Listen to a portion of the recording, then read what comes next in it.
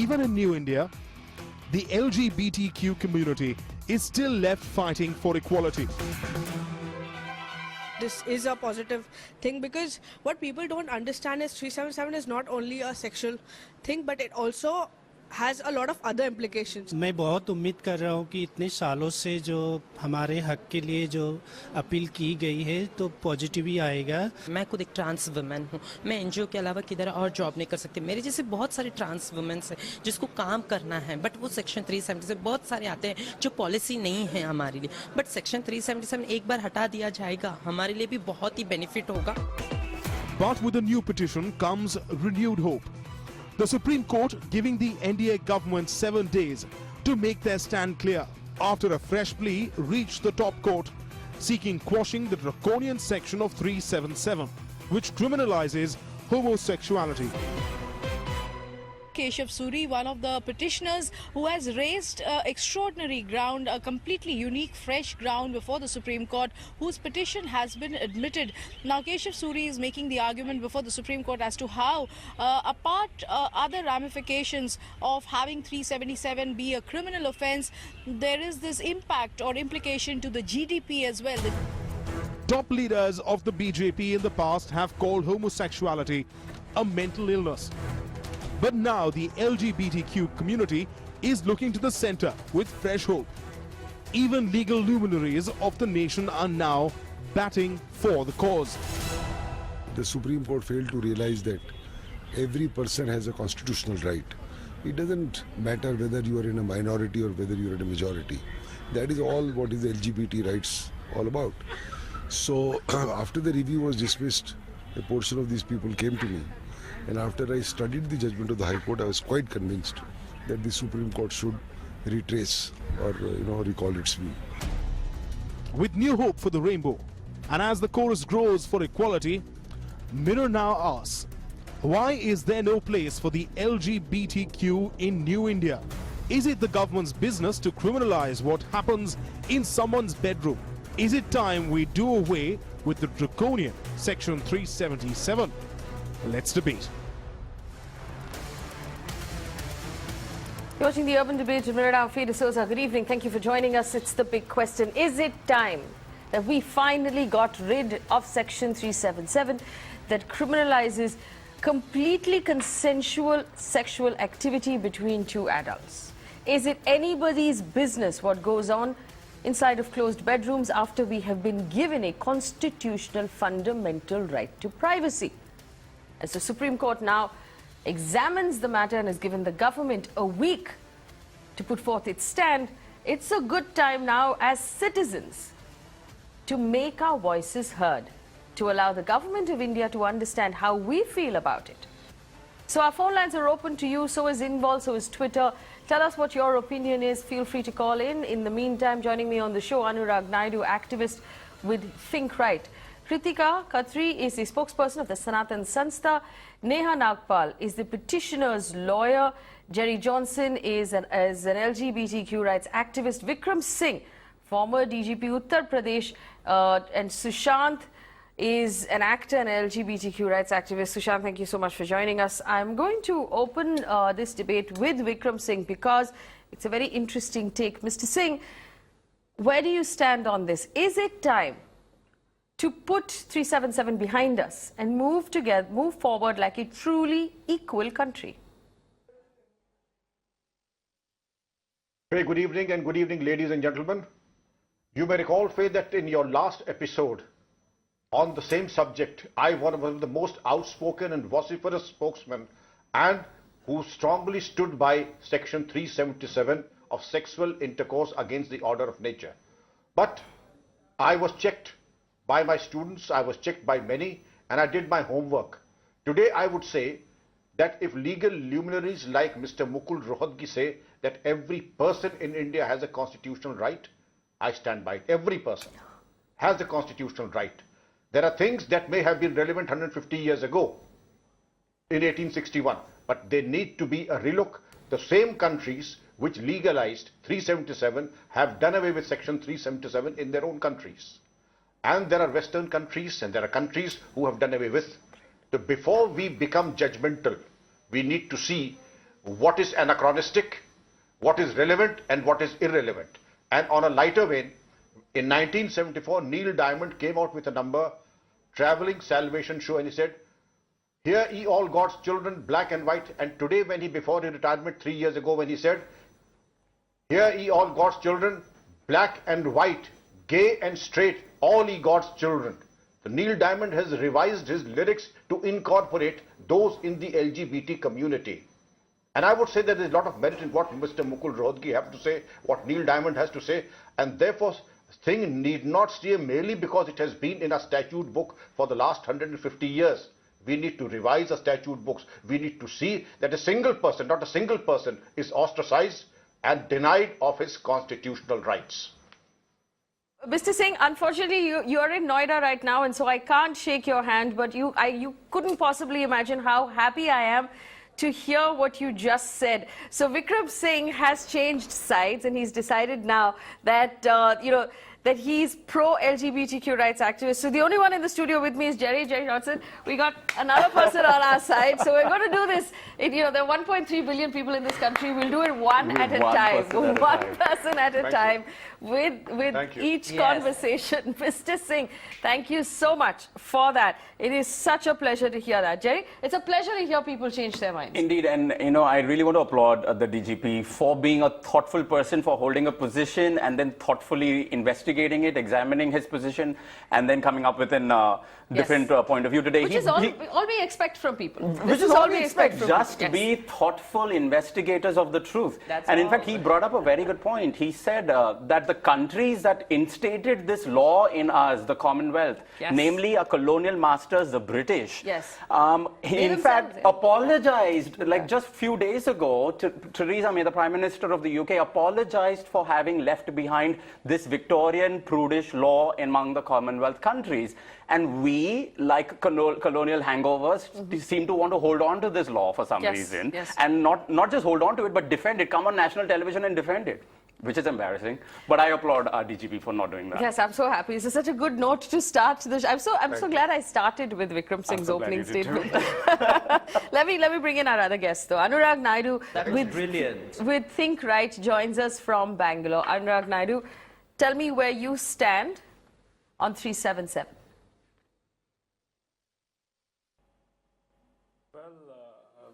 This is interesting. In fact, a lot of people have been changing their opinions, just like what we have said. You have to understand the crux of the matter. I mean, we've all been into an modernized era. But if you see, there has been a Supreme Court has taken the cognizance of the matter and has given a hearing in 2009, 13, 17, and today we see in 2018. Out of these, all three, only 2013 observation of the Supreme Court actually, which overturned the 2009 argument that was made. And that was something which was in the interest of people who are opposing Article, who are in fact supporting Article 377. But there is one point to counter everything. People who want to really get rid of Article 377. The most important point for me is in 2013 ruling, the Supreme Court, Honorable Court has clearly mentioned that in the last 150 years, right, starting from 1862 till now, there has been less than 200 prosecutions in this matter. So it itself says that there is a minuscule a substance or the kind of very less population, largely we can. No, hang on. So what you're saying, let me, Anurag, you finally got to make your argument. You're saying that because there have been less than 200 cases of criminality of 377 that have been registered, you're saying the population of lesbian, gay people in our country is small. Is that the argument you're making? Exactly. Now the thing is, we are in a democracy, and of course the matter is now sub judice, and it will not be right for me or anyone to comment strongly with their opinion. All right. Let me bring in Neha. Neha Nagpal. Neha Nagpal is part of the group of the petitioners' lawyers, headed by Mr. Mukul Rohatgi. Neha, you want to argue with this, the fact that because there are only 200 cases, that suggests the population is small? It's absolutely shocking that in 2018 a statement like that can be made. In fact, I was not knowing. I'm sorry. In fact, I was not knowing about Mukul Rohatgi's statement. I just came to know about this statement now when one of the gentlemen in your program has mentioned about it. And I was surprised by Mukul Rohtagi's statement. No, but you shouldn't be surprised, because if you did your homework, you'd realize that Mr. Rohtage was one of the signatories in the curative petition that was placed before the Supreme Court. So, don't be surprised. In fact, after some time, I'll actually play out his statement to our correspondent later. But Neha, go ahead, please. Neha. The thing here is where most countries, including we got our Indian Penal Code has gone ahead and decriminalized 2013 judgment that there are only apparently 5 black gay people in the country. It doesn't matter whether there is one gay person, yes, 5 black gay people. Each individual has the right to live with dignity, has the right to make a choice, and has the right to love. Now, there cannot be fetters by the state on the right to love, because that is so innate.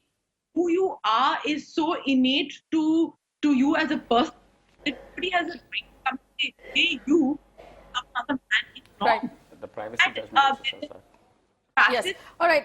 You know, unfortunately, Neha, the audio is really bad, so I'm going to have to come back to you when my team has had the chance to fix it. But Neha's making an excellent point. Even the privacy judgment that the Supreme Court gave us said it's very clear. It's not about, it doesn't matter if there's one gay person or there are 1 million gay persons, and likely there will be more, in fact, much more in our country. Even a single citizen is enough. Even a single citizen enough. That's the country we live in. But Faye, it's also not just about a single citizen. Even if there are no single citizens that are being discriminated against or that have been prosecuted under the law, the fact that a law contravenes the fundamental rights of its citizens is enough for that law to be struck down. Sushant, and that is what the court's right to privacy judgment speaks about. All right. In fact, for the benefit of my audience, let me toss over to what Mukul Rohtage said. People who are not very comfortable with this. No, listen to what Mukul Rohtage said, and I just want to point out to our audience, former Attorney General. It's a very, very important voice. Listen in. The Supreme Court delivered its judgment reversing the High Court view. Yeah. And I personally think that the view of the High Court was correct and the view of the Supreme Court is completely incorrect. Yeah. And the Supreme Court failed to realize that every person has a constitutional right. It doesn't matter whether you are in a minority or whether you are in a majority. That is all what is the LGBT rights all about. So after the review was dismissed, a portion of these people came to me, and after I studied the judgment of the High Court, I was quite convinced that the Supreme Court should retrace or recall its view. And one very quick last question, sir. Mr. Suri's plea here in the Supreme Court is raising economic implications of, and that's a ground which has never been perhaps... We have raised the economic ground also. You see, a large population in the world comprises of LGBT. I mean, in terms of percentage, you may say 1, 2 or 3%, but it's a huge number of people. Yeah. And I personally know a large number of people belonging to this gender, so to say, across the world who are very well off and who are excellent in their fields. Now, they also travel. So when you have an economy here, people come here, they travel, they spend money, it adds to economy. So a large number of tourists will not come to this country knowing that it is a criminal offence. Yeah. Anurag Naidu, do you want to respond to that now? I think when we talk about tourists, we should be more concerned about the rapes and the law and order scenario in our country. But having said that, what is your answer to the majority of the people who are quite not comfortable with the existing scenario, and if it is if Article 377 is decriminalized, and I'm afraid the majority of the people will be comfortable once people like you stop making such claims against us. No, but you know, this is as simple as one second. Let me go over to Sushant. Sushant, of course. See, the argument here is about democracy. The argument is about democracy. Anurag, this is, there are people who like to eat cornflakes with ketchup, and that makes a majority of the population uncomfortable. Exactly. But if you do it in the privacy of your own home, it doesn't matter what you do. Sushant, go ahead. Sushant. Of course. So all I'm And what are you trying to say? Excuse me, Mr. Naidu, I listened to you patiently. I listened to you patiently. Mr. Naidu, now you will listen. Mr. Naidu, I have listened to you very patiently. I did not, butt in. But you have to just understand what I'm saying is that if I am a productive member of this society as much as you are, I'm paying my taxes, I have a right to exercise my fundamental rights. And are you trying to tell me just because there have been 200 prosecution cases, are you waiting for someone like me to be hit or to be molested or to be raped so that you take into account that I exist? How dare you make a statement like that about the LGBT community or anybody? How can you say stuff like this? I never made this statement. What do you mean by saying that the I object. majority Don't. No. I object. I never made that statement. You can't go on ruling like that. I did not make. In fact, I appreciate Mr. Keshav. All right, gentlemen, calm down. I have one voice who hasn't spoken yet. And that's Kritika. Kritika ji, thank you for joining us. Could you tell us what your stand is on 377? Do you believe it's time to let it go? Because it was given to us by the British. It is taken purely out of the Bible. It has no place in India. Well, I feel that 377 should not be it should not be decriminalized, and it should be criminalized only. Reason being, it is against the nature, because it simply says, section 377 of IPC clearly says that whatever is against the nature, that is criminalized. So it is perfectly fine with it, because until and unless we don't criminalize it, then there is a fact that we are actually trying to go, we are trying to represent the other part, which is not correct. This is what my opinion is. And I feel I also would like to raise a question at this point, that whom do you want to represent if you are going to say that it should not be decriminalized? Who do I want to represent? Okay, that's a very good question. I want to represent the LGBTQ community of India because they are Indians as much as I am. And if they're not able to live their lives with the same freedom that I'm awarded from our constitution, then I speak for them. And I think we should all speak for them. But you wanted to address the unnatural bit. You know, I want to address the unnatural bit and also who we represent. But listen, yes, it's not just how much is the percentage of people who are it is also our friends who want us to live safely as equal citizens in this country and not be constantly under the threat of law. True. And the point about unnatural, madam, if you actually just open a science textbook, maybe 10th standard evolution class, you will learn that every animal species, including the human species, has something called genetic diversity in order to make them fit for survival. And that means there is species sexuality that's diverse across all animals, including human beings. So when you have a law called 377 that was passed more than 150 years ago, they did not know science. They functioned on the Bible. That is the book they opened. I request you, madam of the Hindu faith or whichever faith you follow, to open a science textbook and not the Bible. I would like to ask you a question. Are you against Bible? I am for science. This is a conversation about the secular, democratic constitution Are you against Bible? Kritika ji, my name is Faye Of course, we are living in a secular democratic country. Ask me your question. Yeah. Faye, let me answer that question rather than... What is your question about the Bible? Ask me the question, I'll give you the answer. No, I'm not getting your point. Can you please repeat? I'm not Kritika ji, my name is Faye D'Souza. I am a Christian. You have a question about the Bible, ask me the question. I'll give you the answer. Yeah. No, he said... That's why I was asking him the question. I'll tell you what the answer to that question is. The laws of this country and our constitution and our fundamental freedoms should have nothing to do with any religion or any religious text. It doesn't matter what I think and I believe. It doesn't matter what he believes. We can all have separate religions, but we have the same fundamental rights. It should not be derived either from the Bible or any other religion. And that is my answer to you. Yeah. Of course, we can have different kind of beliefs. Of course, we can have different kind of thoughts. But yes, we need to think about the population, the percentage of population who is talking about this. How much is the percentage? You can do a poll and you can actually see. Populated countries, if there is anything that you should not worry about is the population. Exactly. And also, madam, you as a woman, you are a minority in this country. As a female, the female ratio in this country is a minority. Do you also want to say that women shouldn't get all the equal rights that men have? If you're going by population numbers, you as a woman, you are a minority in this country. Do you not want to have equal rights as men? No, but we shouldn't get derailed. I'm very proud. Let me go to Neha.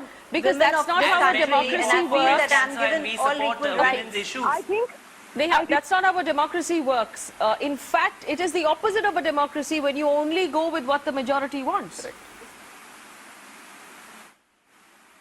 So we need to realize. No, I'm not talking about minority or majorities, but I'm just talking about the percentage of population who is actually supporting this.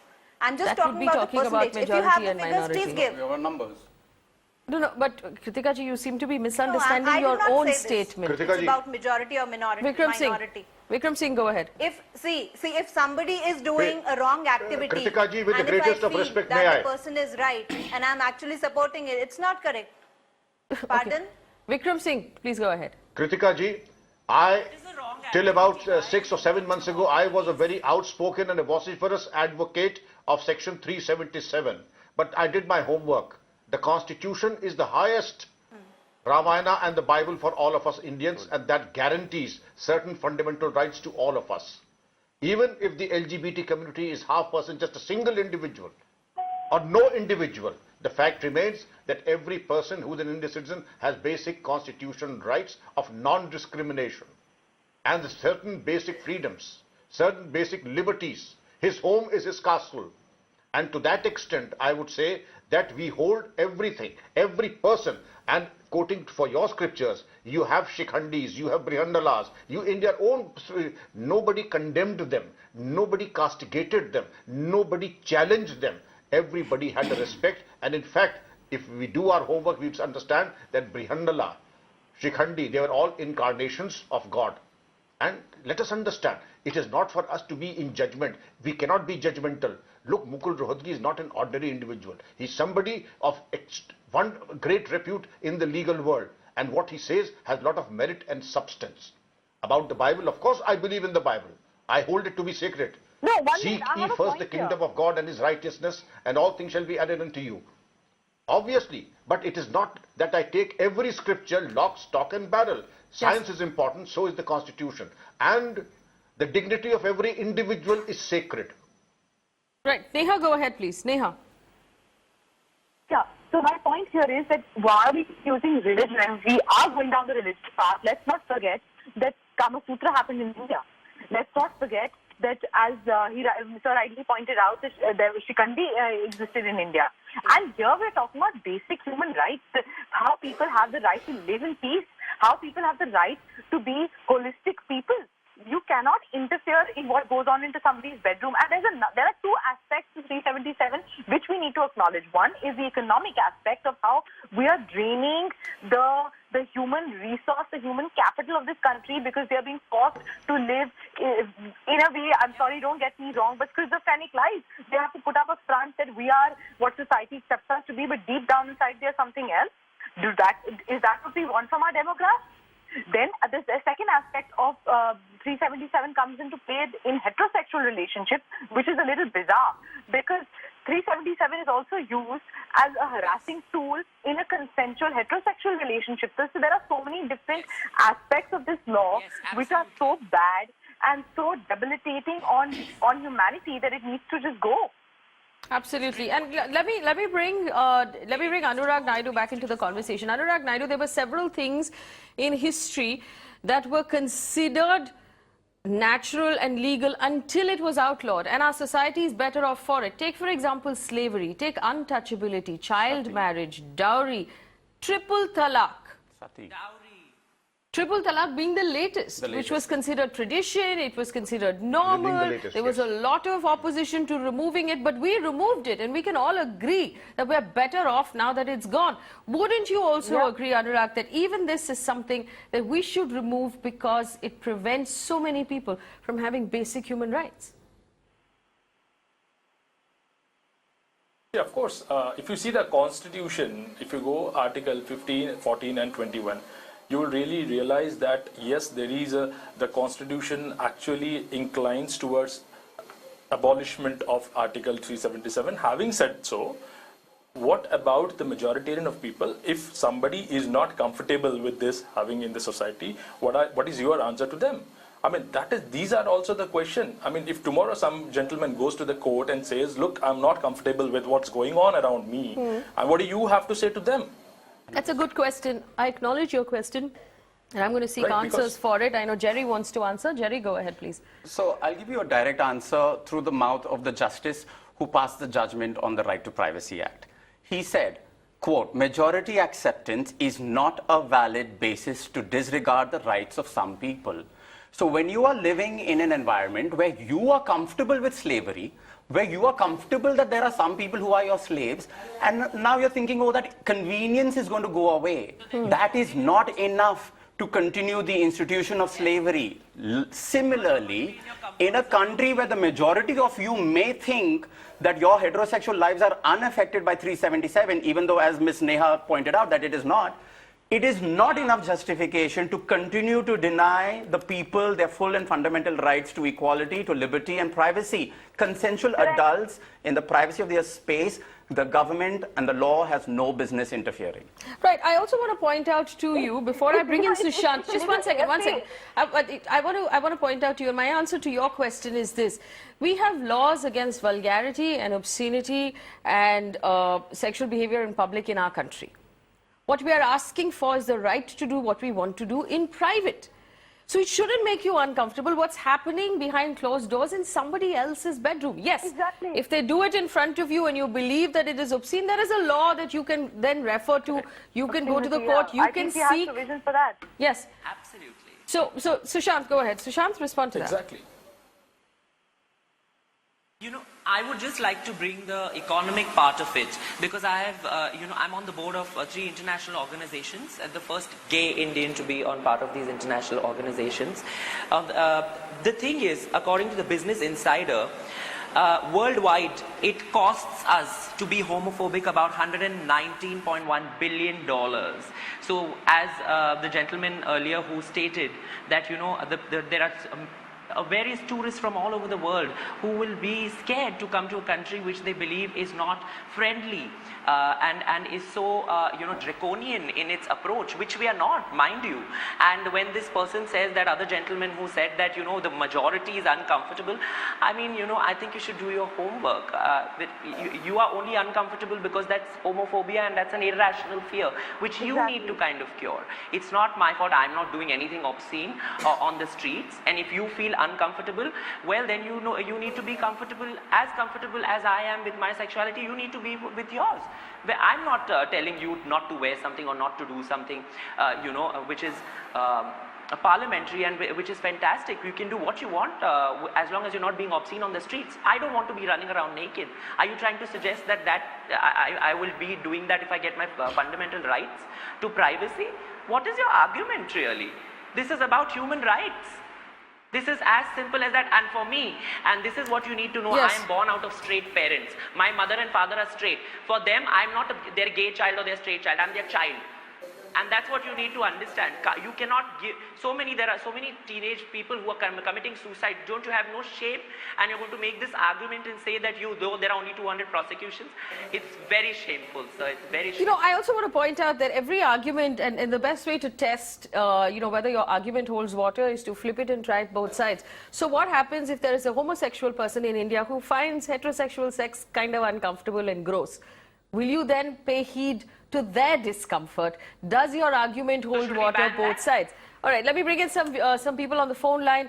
Nitupal is on the phone line from Bangalore. Go ahead. Yeah, as your listening told that will New India revoke the Section 677? As a youth, I truly believe that it will, and after the petition by case of Puri in Supreme Court, it gives a new hope that yes, this section will be cancelled, quashed, and it's up to us that how we decide who we are, and like it's yes. not the law will say that what your sexual orientation should be. And as a youth, I truly believe that this should not be there in India, and the law was from British, not from. Yes, absolutely, absolutely. Ryan on the phone line from Mumbai as well. Ryan, go ahead. Hi, Faye. Although my faith, says this is unnatural, I am totally for the LGBT community. I have just 2 points or probably questions if you have to look at it from. Yes. One is, what happens if any of the panelists, God forbidding anything, if their children turn out to be LGBT yes. or not straight? What would you do with your children, first of all? And the second point I'd like to make is we are all God's creation. Everyone believes this. Then if God has made a mistake, then we have to fault God and put a case against him. Is anybody willing to do that? Absolutely. I think Kritika ji wants to answer that question. Kritika, go ahead. What would you do if your child walked up to you tomorrow and said, Mom, I'm gay? I'm not going to answer this question. I raised my hand to ask a question. All right, you want to ask another question. All right, fair enough. Go ahead. Yeah. I just wanted to ask that if you're saying that this is something natural and this is something God made or this is something very normal, so in that case, we have the system of vivaha, we have the system of marriage, and marriage institution is there in our country. So what is the problem with it? It is so very natural. I would actually, we should allow the homosexuals to marry each other also. Attracted to each other. It's a natural. Very true. Very true. No, it's a natural attraction between a male and female. So then it we is should also be perfectly given the fine right to with it. marry. And if we are going to do this, then there will be a question against the marriage institution which is existing in our country. Then that will be questionable. No, but you know what? To be completely fair to you, Kritika ji, we're running on our screen right now a list of countries that have decriminalized homosexuality. None of them are facing any more or less of a crisis of the institution of marriage than India. I think, let's be fair, we've all seen marriages in our family. Nobody has a perfect marriage, and there are different reasons. But I just want to put this forward to our panelists. I'm left-handed, and this is not different from saying that left-handed people are weird and we should outlaw being left-handed in the country. This is exactly the same. Go ahead. But Faye, this law actually pushes more gay people into straight marriages with women, oppressing women, because it is criminal to be out and openly gay and therefore have your love and relationship established by the society. More men are getting into marriages with women, oppressing unsuspecting women. The women are the ones who are the victims in this whole situation. Absolutely. And you need to realize that you are fathering unwanted children. Fathering unwanted children and then divorcing, because once you divorce the woman, then you're done, because it's a patriarchal society. I'm a married man, my marriage didn't work, and now I can do what I want. So there are a lot of people, a lot of gay people in the gay community and the LGBT community, and I'm sorry to say this, that try to do this in order to escape societal pressure, in order to escape the stigma of being out and open. All right, Sushant, go ahead, please. I would just like to make a point to this woman, lady who has made this point about viva and marriage. Would you want me to get married to a woman and spoil her life? What are you trying to say? I would rather just you give me my equal rights and not spoil somebody else's. There are so many people in the closet that get married to women, have children, as Jerry just said, and then the wife kills herself, the husband kills himself, the child is left an orphan. Why do you want people to go through this? And where is the sense in all of these arguments? That marriage is, nobody is denying a man and a woman to get married, but what you are denying me is my equal rights to live as an equal citizen. And LGBT rights, we don't want special rights, we want equal rights. So we are not asking you to treat us any special or give us some special, lay down the red carpet and all. For us, we just want equal rights. How tough is that? You do want red carpets, don't you? Be honest. We wouldn't mind it. The LGBTQ community loves a red carpet, Sushant. You're not being completely honest. But Kritika wanted to respond to that. Kritika, go ahead.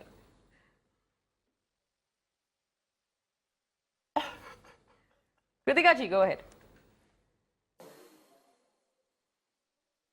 No, I was not able to hear it properly. Can you just repeat it once? No, his argument was why. I mean, this has absolutely no bearing on a marriage between a husband and wife, except that if you continue to criminalize the gay lifestyle, you will be forcing homosexual people to get into dishonest marriages with women, where they're marrying just to keep their families happy and to get acceptance from society. At the end of it. What's your response to that?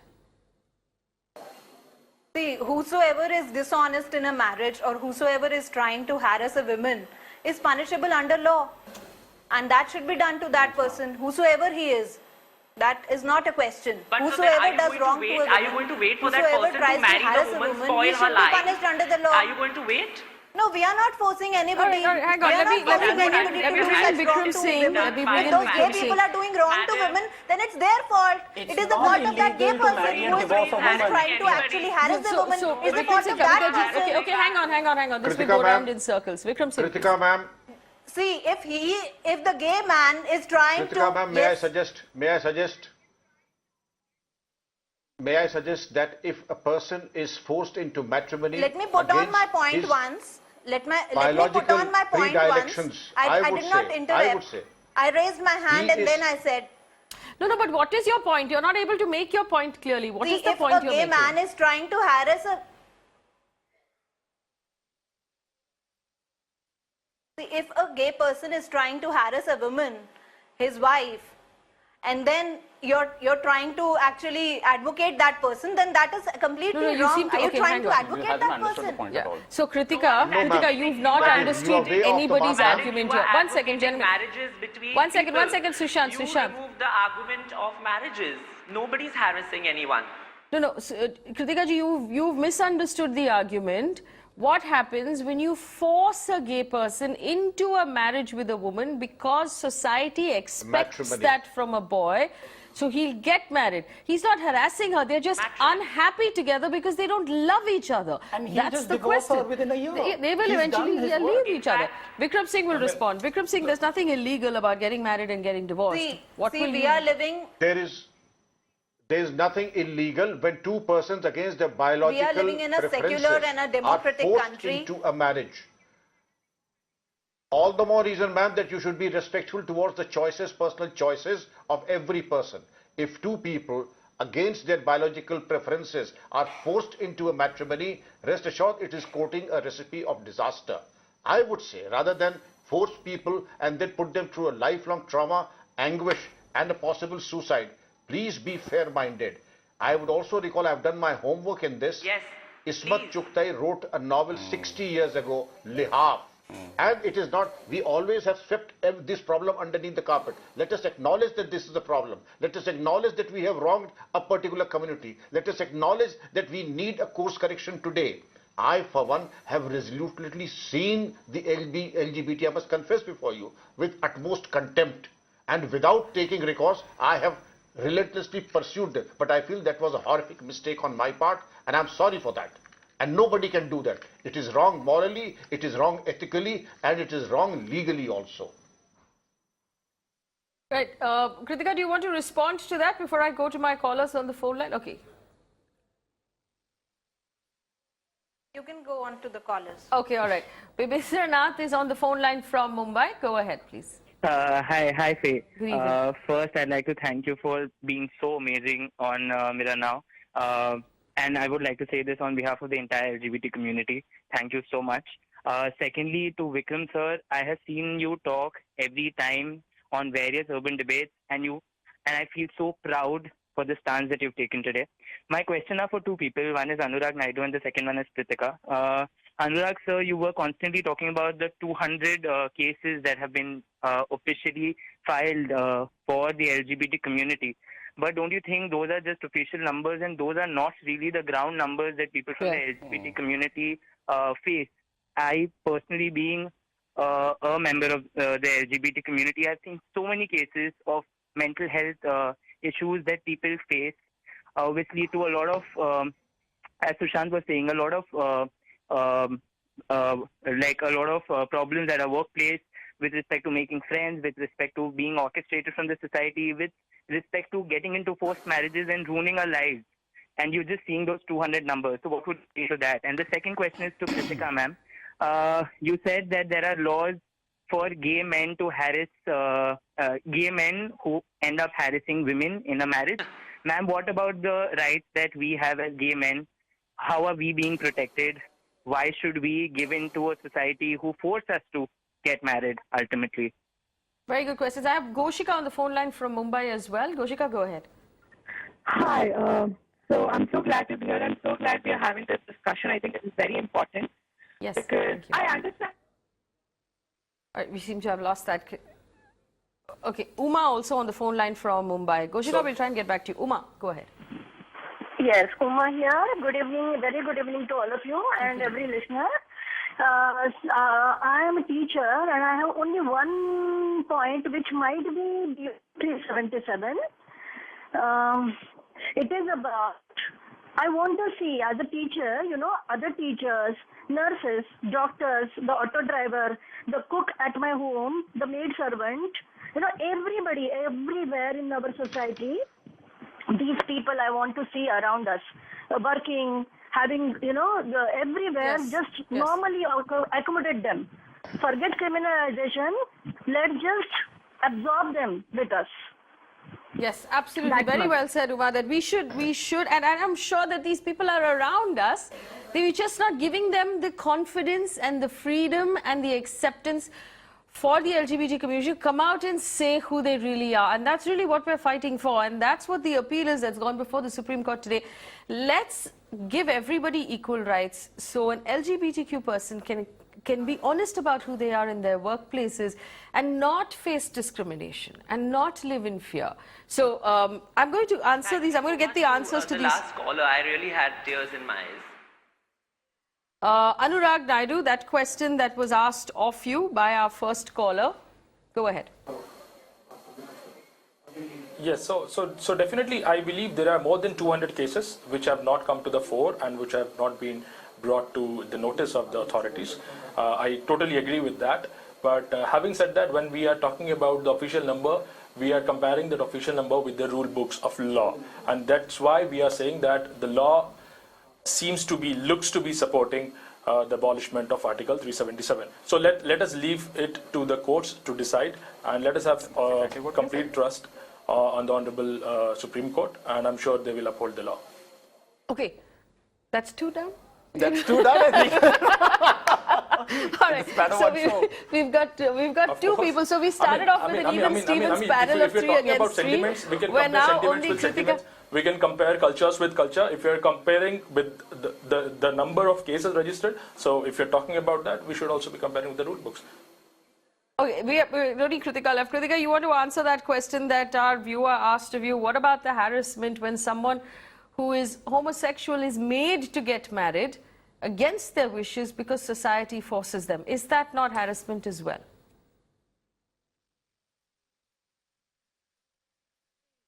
We are living in a country which is a secular and a democratic country, yes, and nobody forces anybody to do something. Everyone does everything on his or her own wish. So then, hang on. Kritika, I'm going to stop you there. Are you seriously suggesting to me that every marriage that takes place in our country happens of the free will of the two people? You've got to be joking. The point that I made was misinterpreted. The point that I made was misinterpreted. He was talking about the point that if a gay man or if anybody who's like homosexual, he's trying to harass his wife, then is it correct? So that point was completely valid. He's not correct. Nobody said harassment. No, but Kritika, you're not keeping pace with the rest of the conversation. So my question to you is this. I mean, it all boils down to one thing. Does the government collect tax from the LGBT community fair and square like everybody else? Yes. You pay your income tax, you pay GST, you pay cess, I wish I did. You pay education cess, you pay Krishi Kalyan cess, you pay Swachh Bharat cess. You are awarded then or should have all of the rights that I have because we're all taxpayers. We have to get clean water and clean air and the right to be who we are. Simple. And if we break the law, then bring the book down on us. But this cannot be breaking the law. But there are n number of issues. What are these n number of issues? Actually, bring these n number of issues forward. You've not been able to. Yeah, give me one issue that's bothering you. What are you afraid of? I'll tell you. What are you afraid of? In every 14 minutes, one female is raped in our country. In Definitely not by a gay person. We know that. Definitely not by a gay person. One female is actually kidnapped, and in every 7 minutes, one female is actually sexually harassed. So this is all getting happened in our hang on. Kritika, you realize we are having a conversation about Section 377, which is about homosexuality. It's about boys who like boys and girls who like girls.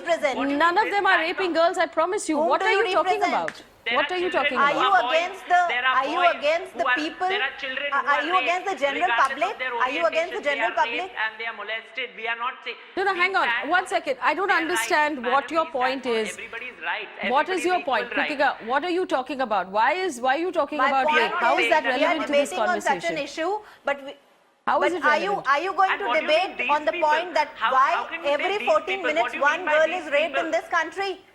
I am sitting in Delhi right now. It's the rape capital of the country also.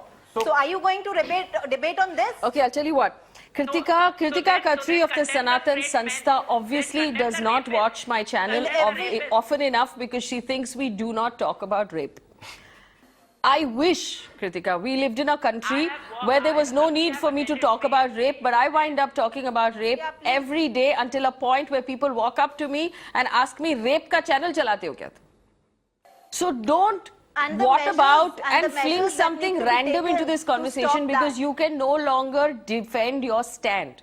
No, I'm not putting anything random. What is your stand against homosexuality? When are we going to have debate on this? Okay, I refuse to answer that question because it's no longer valid. Vikram Singh, do you want to respond to this? Her question is, why am I not debating rape? When it comes to advocating women's rights. Faye, you are one of the most outspoken champions of those survivors and the victims of rape. And the way you have castigated Sengar of Unnao, the Kathua rape, the other rapes, you have been a one-person army, and I must compliment, and it's not only me, everybody in the country salutes you to the fact for the bold and the principled stand that you have taken as far as rapes are concerned. And when it comes to the accused being the high and mighty, you have been unsparing to them, even at the risk and the cost of being censured by the high and mighty and at your personal risk. And if Kritika ji is oblivious to the sacrifices and the extra mile that you have run, well, the fault lies with Kritika ji, not anybody. And I've been privileged. It was my proud privilege to be a part of most of your debates on rape and the bold stand taken by you. Right, I've run out of time here, but I'm going to assume that because Kritika ji has resorted to talking about rape, it means she's run out of arguments, which means that's the third one down. And we've actually won this debate today about whether or not Section 377 should be outlawed in this country. I have not had a prouder moment than when Mr. Vikram Singh, whom I hold in very high esteem, has told us that we have in fact changed his mind about this issue and he is now advocating for LGBT rights. This is a very, very proud moment on the channel for me at least. It boils down to only one. I've run out of time, unfortunately. It boils down to only one thing. We have the right to privacy as given to us by the Supreme Court. It is a fundamental constitutional right to privacy, which means what I do in the privacy of my home is nobody's business. That leads us then to question, how can you decide a certain type of sex that is consensual and that is actually between two people in the privacy of their home? How can you decide it's illegal if you don't have access to the privacy of their home? You cannot enforce 377 without looking into someone's bedroom, and you can no longer look into someone's bedroom.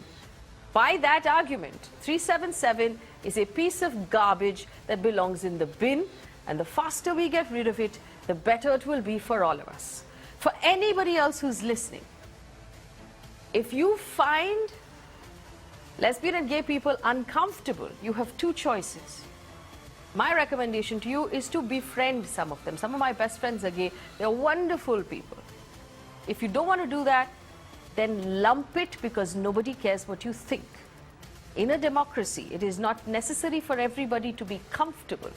It is necessary for everybody to be equal. So your discomfort is not more important than the fundamental rights of another citizen of this country. Thanks for watching.